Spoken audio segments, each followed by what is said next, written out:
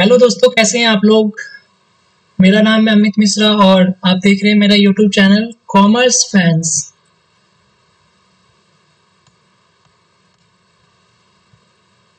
आज जो हम मेनली डिस्कस करेंगे दो पॉइंट्स के ऊपर कि मल्टीबैगर स्टॉक्स क्या होता है और स्टॉप लॉस हमें कब लगाना चाहिए स्टॉप लॉस अपनी इक्विटी शेयर्स में।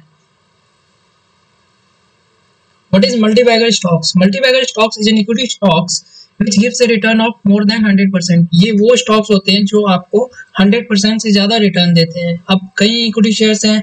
अब आप पूछेंगे कि क्या इंडिया में ऐसे स्टॉक्स होते हैं? जी बिल्कुल होते हैं।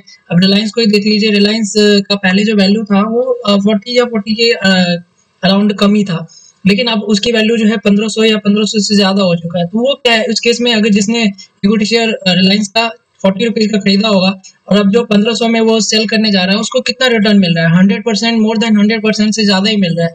तो इस तरीके के स्टॉक्स को मल्टीबैगर स्टॉक्स कहते हैं। और भी एग्जांपल कह सकते हैं, लाइक मान लीजिए एचर मोटर। एचर मोटर का जो सबसे पहले इन्होंने आईपीओ लेके आए थे वो 20 रुपये पर शेयर था, लेकिन अभी अभी के टाइम में आप उसकी मार्केट वैल्यू देखेंगे तो उसकी जो एक शेयर की वैल्यू है वो 2100 रुपये पर शेयर है।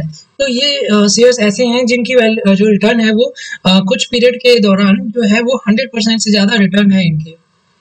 इनके एग्जाम्पल भी मैंने लिखे हुए हैं। अडानी का भी ले सकते हैं। अडानी का जो भी वैल्यू है वो 239.85 रुपये के करीब है और इसकी वैल्यू बहुत पहले कम हुआ करती थी। आइस्टर मोटर का 20 रुपये हुआ करता था पहले जब आईपीओ आया था और 2739 रुपये हो चुका है। अब हम दूसरे क्वेश्चन के ऊपर आते हैं कि what is stop loss. Stop loss is an order that helps investors to limit their losses.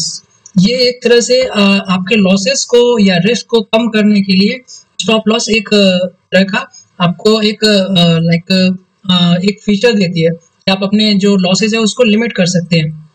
अब ये कंपनीज आपके माइंड के अकॉर्डिंग भी होता है और कुछ सॉफ्टवेयर भी प्रोवाइड करती है। अब जैसे कि मान लीजिए आप किसी भी इक्विटी शेयर का जैसे टाटा पावर का अभी वैल्यू है 90 रुपये।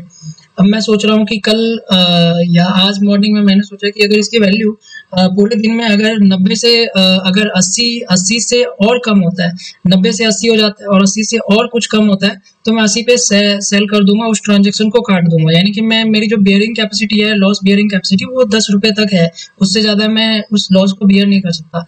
तो उस केस में कई सारे डीमैट अकाउंट होते हैं, वो ये फीचर प्रोवाइड करते हैं कि स्टॉप लॉस का, कि आप उस ट्रांजेक्शन को वहाँ पे आप काट सकते हो, स्टॉप लॉस लगा सकते हो।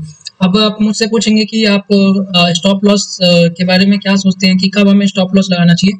तो इंट्राडे में जनरली ये कहा जाता है कि अगर 1% से ज़्यादा एडवर्स मूवमेंट हो किसी इक्विटी शेयर में तो आपको स्टॉप लॉस लगा देना चाहिए। और अगर डिलीवरी में कहा जाए तो 3% से ज़्यादा अगर एडवर्स मूवमेंट होता है किसी इक्विटी शेयर्स में तो आपको स्टॉप लॉस लगा देना चाहिए। बाकी मैं स्टॉप लॉस के ऊपर जो है वो आने वाले वीडियोज़ में प्रैक्टिकल जो डेमो है वो करके दिखाऊंगा कि किस तरीके से हम स्टॉप लॉस लगाते हैं।